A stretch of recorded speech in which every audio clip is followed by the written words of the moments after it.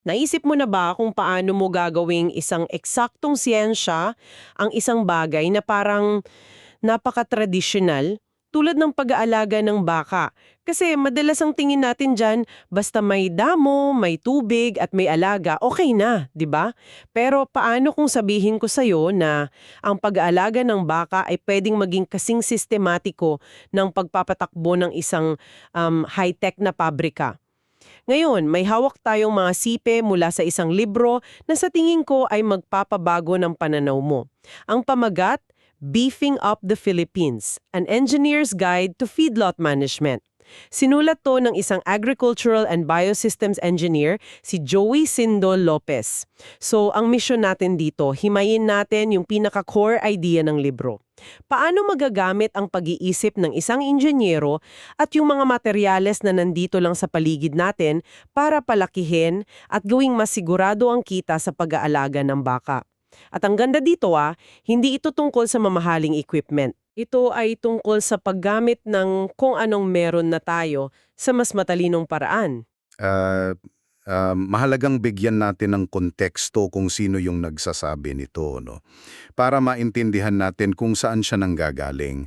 Kasi hindi siya yung typical na engineer na, alam mo yon, puro libro lang. Isipin mo yung kombinasyon, anak siya ng magsasaka mula sa Mindanao. So, lumaki siya dyan, alam niya yung amoy ng lupa, alam niya yung hirap, yung pag-asa ng isang magsasaka. Hindi yung teorya para sa kanya. Buhay niya yon. So may puso ng magsasaka, ika nga. Eksakto. Pero ito yung game changer. Nagtrabaho siya ng isang dekada, 10 taon, sa isa sa pinakamalalaking feedlot sa Australia. Yung mga industrial scale operations na talaga. Doon niya nakita at natutunan yung kapangyarihan ng datos, ng sistema, ng efficiency. So ang dala-dala niya pabalik dito yung pagsasanib ng dalawang mundo. Yung puso at karanasan ng Pilipinong magsasaka at yung matalas na utak ng isang world-class engineer. Sabi nga niya, ang libro ay blueprint na hinubog ng puso ng magsasaka at kaalaman ng inhinyero. Malinaw ang target niya. At sino yun? Ang ordinaryong Pilipinong magsasaka. Pinagsama niya yung puso at utak, basically. At yan siguro ang dahilan kung bakit napansin niya yung isang bagay na paulit-ulit niyang tinatawag na disconnect dito sa Pilipinas. Ano pa tong disconnect na to na nakita niya? Parang may mali sa picture, di ba? Oo, at malaking-malaki yung mali. Ganito niya pininta yung sitwasyon. Sa isang banda, ang Pilipinas, bilang agricultural country, parang naliligo sa tinatawag niyang agricultural byproducts. Isipin mo, tone-toneladang darak o rice bran sa bawat anihan, bundok-bundok na pinagtabasan ng mais o yung corn stover.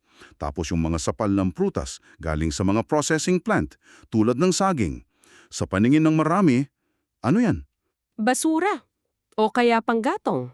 O kaya itatambak lang hanggang sa mabulok. Tama, itinuturing na basura o at best, pataba.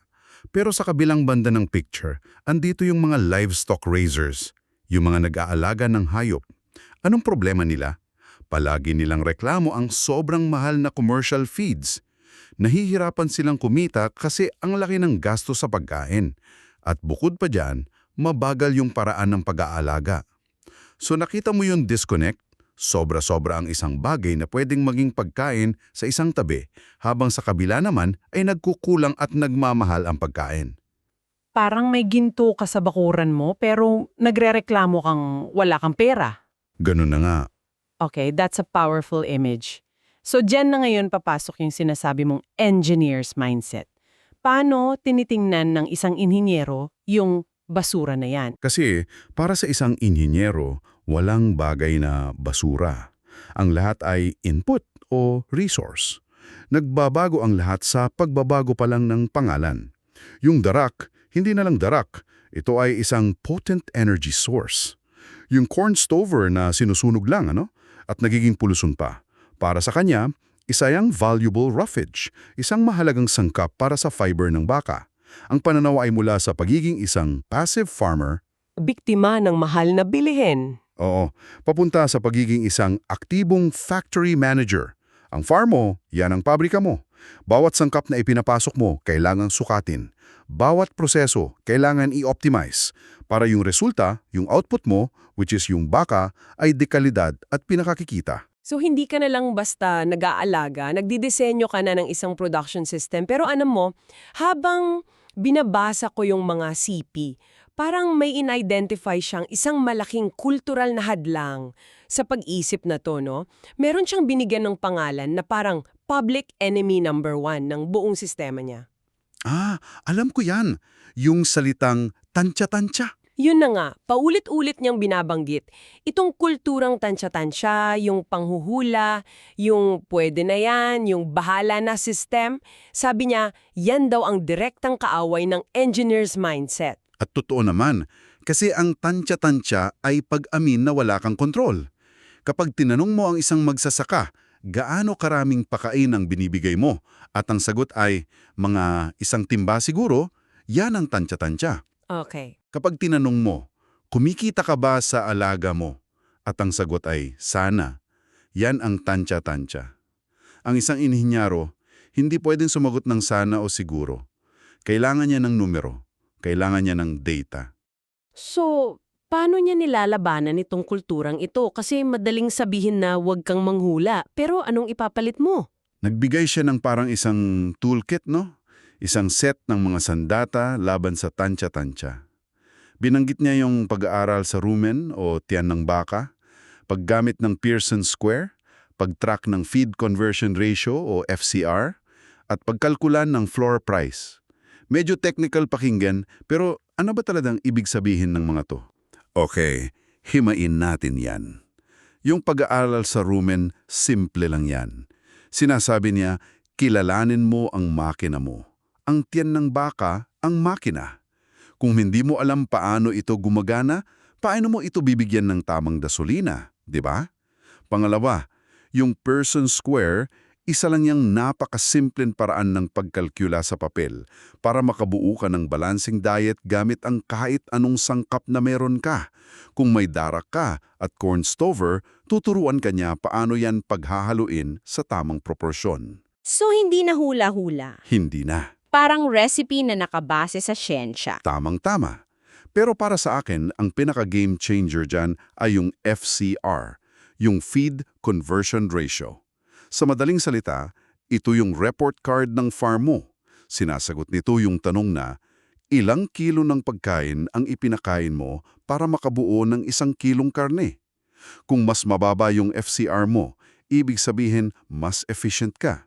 Mas kaunti ang gastos mo, mas malaki ang kita mo. Ito yung numero na magsasabi sa'yo kung tama ba ang ginagawa mo o nagsasayang ka lang ng pera. Exactly. Okay, para maging mas malinaw yan, mag-imagine tayo.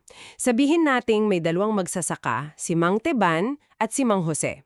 Pareho silang may isang baka. Si Mang Teban, purong tansya-tansya. Isang timbang darak sa umaga, isang timba sa hapon. Si Mang Jose naman, nabasa niya tong libro at sinimulan niyang itrack yung FCR niya. After 6 months, ano sa tingin mo ang magiging itsura ng negosyo nila? Gaano kalaki ang posibleng pagkakaiba? Napakagandang tanong. Ganito yan. Si Mang Teban, tuloy-tuloy lang sa pagpapakain. Hindi niya alam na yung darak na binibigay niya sobra-sobra na pala sa energy, kulang naman sa protina. So yung baka niya, tumataba, oo, pero mas maraming tabak kaysa laman at ang daming nasasayang na pagkain.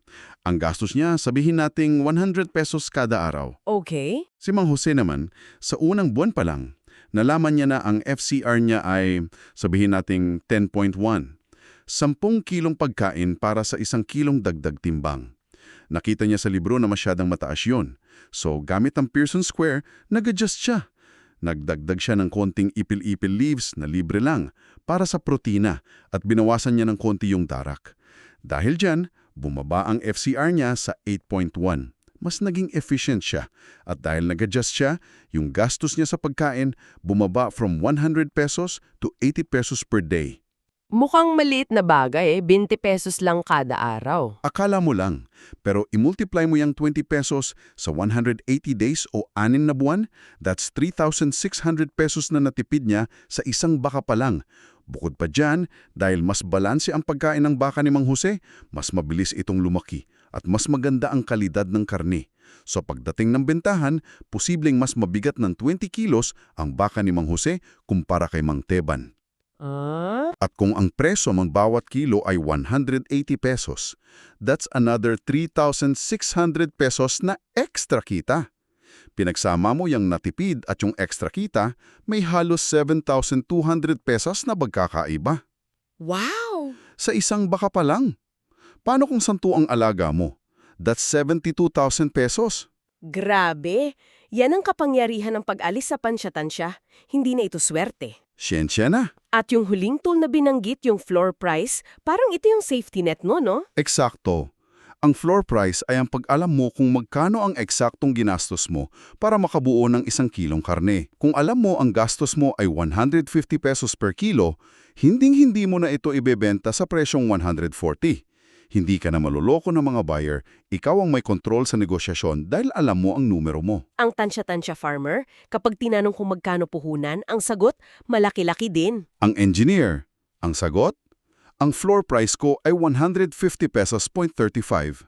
See the difference? Napakalaki. Okay, so matapos ang lahat ng usapang ito, sa siyensya, datos, ratios, at kalkulasyon, aakalain mong ang unang assignment na ibibigay ng may AGDA ay bumili ka ng scientific calculator or mag-download ka ng app. Pero hindi. At dito ako promise na panganga sa pagiging simple at henyo ng unang hakbang niya.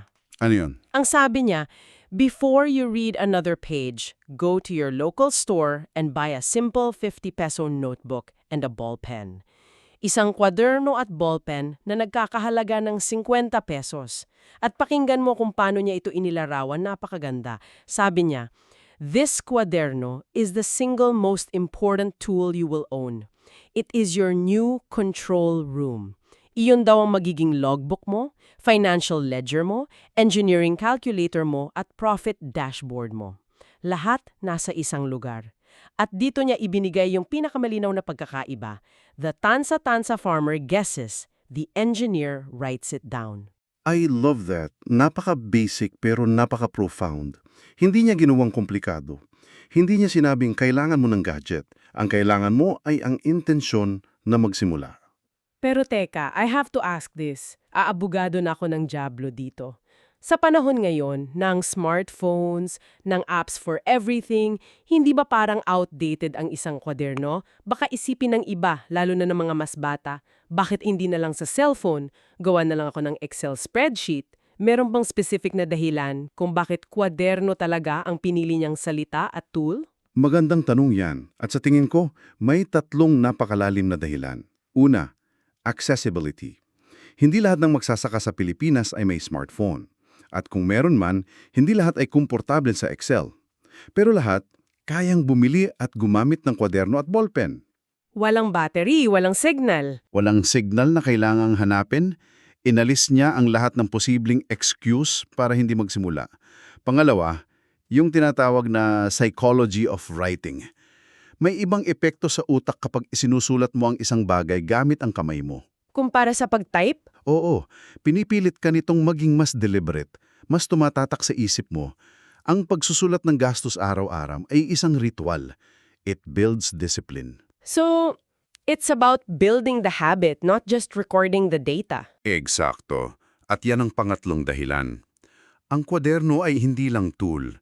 Simbolo yan. Simbolo ito ng isang fundamental na pagbabago sa pag-isip. Yung kilos ng pagbubuklat ng kwaderno at pagsusulat araw, Lunes, gastos, 50 pesos sa darak, timbang ng baka, 150 kg. Yan ang unang hakbang para maging sistematiko. Yan ang naghihiwalay sa'yo mula sa pagiging hobbyist patungo sa pagiging isang seryosong negosyante. Lahat ng mga kalkulasyon na pinag-usapan natin kanina, yung FCR, yung floor price, imposibleng gawin yan kung walang datos. At saan manggagaling ang datos? Sa kwaderno, yun ang pundasyon ng lahat. Bago ka maging engineer, kailangan mo munang maging isang meticulosong record keeper. At dun mo makikita na ang lahat ng kabanata ng libro konektado sa simpleng kwadernong yon. Yung kwaderno ang source of truth mo. Wow! Okay, so kung bubuin natin ang lahat ng ito, nakita natin ang isang blueprint. Isang plano na pinagsama ang puso ng isang Pilipinong magsasaka, yung pag-unawa niya sa lupa, at ang talino ng isang inhinyero na nakatuon sa datos, sistema at efficiency. Ang pinakamensahe talaga ay ang pagbabago ng pananaw. Mula sa kulturang tansa-tansya, patungo sa pagsusukat. Mula sa pagtingin sa mga lokal na materyales bilang basura, patungo sa pagtingin sa mga ito bilang ginto. So what does this all mean for you na nakikinig? Kahit hindi ka nag-aalaga ng baka, may universal na aral dito. Ito ay tungkol sa kapangyarihan ng pagsusukat at pagsusulat para ma-improve ang kahit anong aspeto ng buhay mo. Ang simpleng kilos ng pagtatala ay nagbibigay ng kalinawan, at ang kalinawan ay nagbibigay ng kontrol.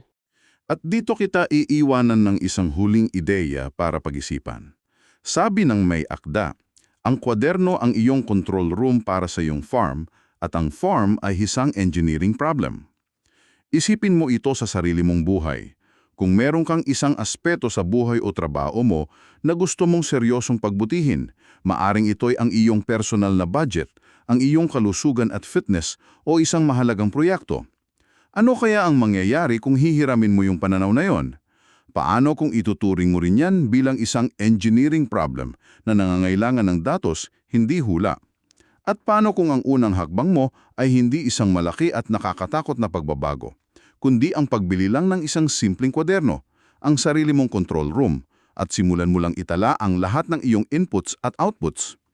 Ano kaya ang mga pattern, katotohanan, o nasasayang na oportunidad ang matutuklasan mo?